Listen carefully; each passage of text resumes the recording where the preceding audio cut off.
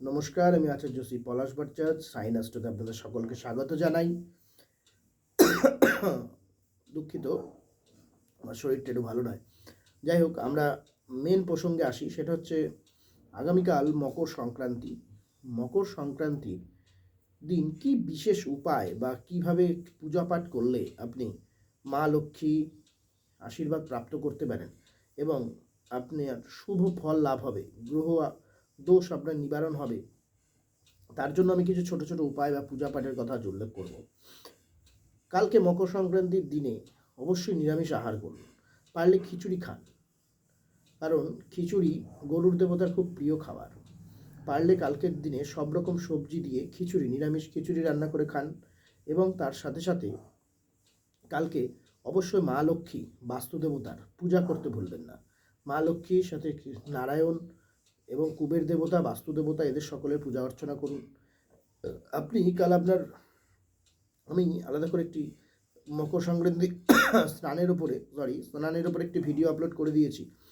সেইটি ছাড়াও আমি আবার বলে দিই, আপনারা প্রত্যেকেই চেষ্টা করবেন কালকে অবশ্যই জলের মধ্যে একটু তিল এবং কর্পূর দিয়ে স্নান করার। এছাড়া আলাদা একটি আমার স্নানের জন্য ভিডিও আপলোড করা আছে, ওটা দেখে নেবেন।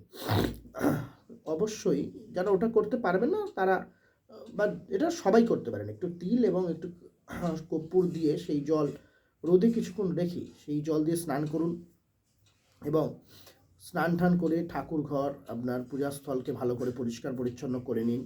নিয়ে শুদ্ধ বস্ত্রে বসে মা লক্ষ্মী, নারায়ণ, বাস্তুদেবতার আরাধনা করুন।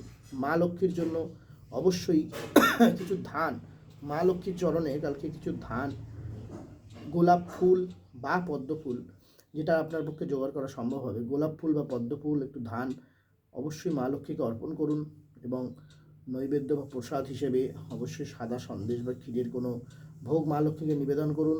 বিষ্ণুর চরণেও কোনো সাদা বা হলুদ ফুল অর্পণ করুন, করে বিষ্ণুর প্রণাম মন্ত্র, লক্ষ্মীর প্রণাম মন্ত্র জপ করুন। বাস্তুদেবতার উদ্দেশ্যে জলদান করুন, বাস্তুদেবতাকে পূজা পাঠ করুন।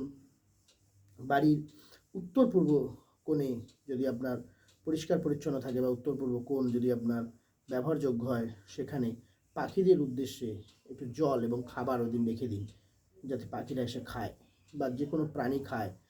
এই যে ছোট ছোট উপায়গুলো কালকে অর্থাৎ মকর সংক্রান্তির দিন আপনি করুন, আপনার সারা বছর ভালো যাবে। আপনি শারীরিক, মানসিক বিভিন্ন দিক থেকে উপকার পাবেন।